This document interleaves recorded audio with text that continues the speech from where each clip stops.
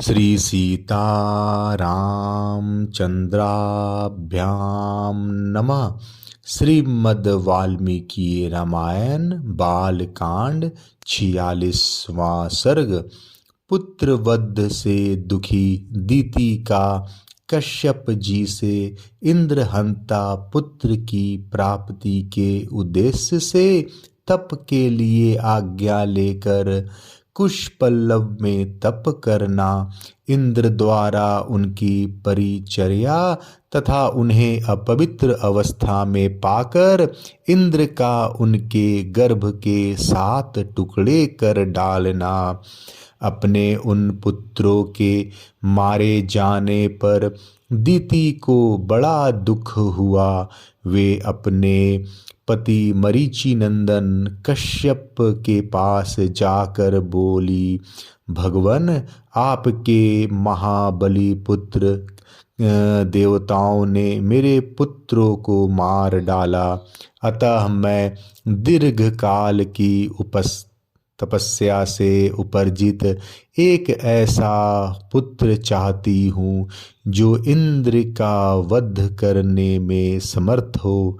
मैं तपस्या करूँगी, आप इसके लिए मुझे आज्ञा दे और मेरे गर्भ में ऐसा पुत्र प्रदान करे जो सब कुछ करने में समर्थ तथा इंद्र का वध करने वाला हो।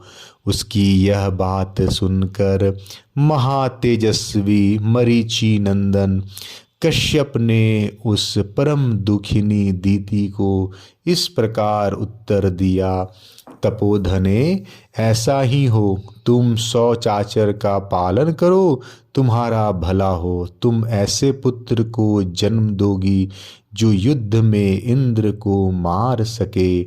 यदि पूरे 1 सहस्त्र वर्ष तक पवित्रता पूर्वक रह सकोगी तो तुम मुझसे त्रिलोकीनाथ इंद्र का वध करने में समर्थ पुत्र प्राप्त कर लोगी। ऐसा कहकर महातेजस्वी कश्यप ने दीति के शरीर पर हाथ फेरा, फिर उनका स्पर्श करके कहा, तुम्हारा कल्याण हो। ऐसा कहकर वे तपस्या के लिए चले गए।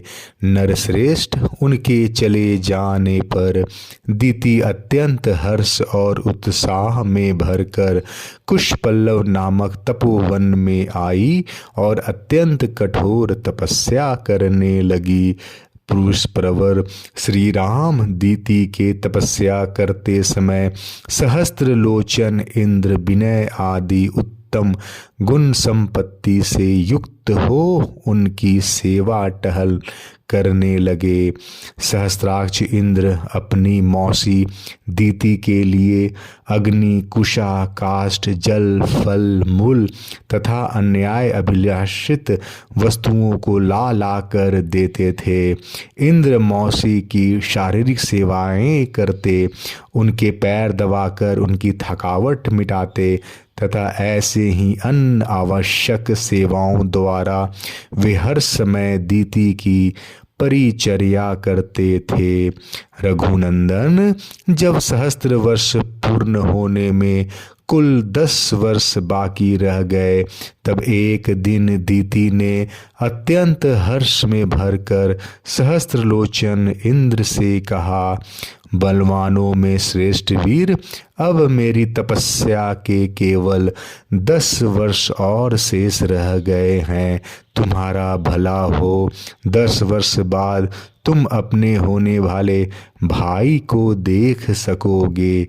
बेटा, मैंने तुम्हारे विनाश के लिए जिस पुत्र की याचना की थी, अब वह जब तुम्हें जीतने के लिए उत्सुक होगा, उस समय मैं उसे शांत कर दूंगी।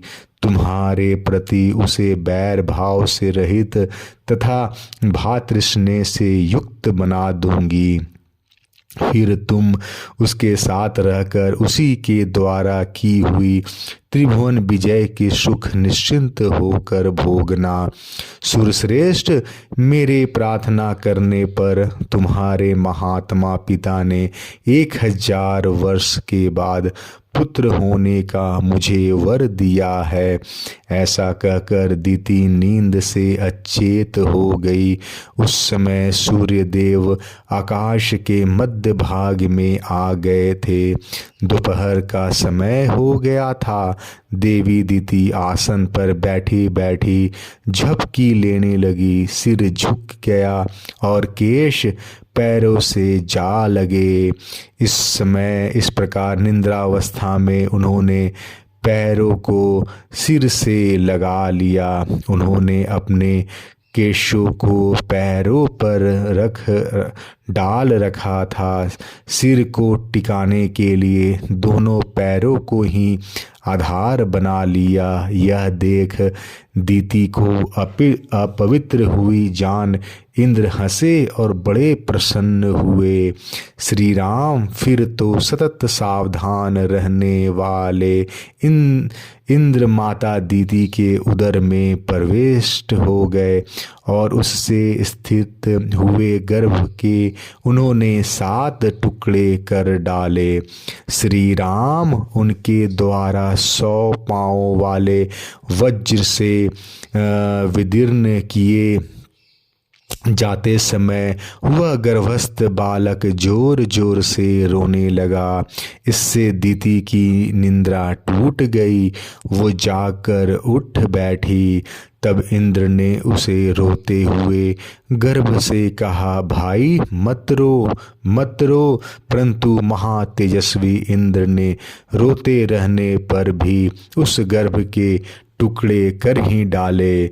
उस समय दीति ने कहा, इंद्र, बच्चों को ना मारो। माता ने वचन का गौरव मानकर इंद्र सहसा उदर से निकल आए। फिर वज्र सहित इंद्र ने हाथ जोड़कर दीति से कहा, देवी, तुम्हारे सिर के बाल पैरों से लगे थे, इस प्रकार तुम अपवित्र अवस्था में सोई थी। यही छिद्र पाकर मैंने इस इंद्रहंता बालक के 7 टुकड़े कर डाले। इसलिए माँ, तुम मेरे इस अपराध को क्षमा करो।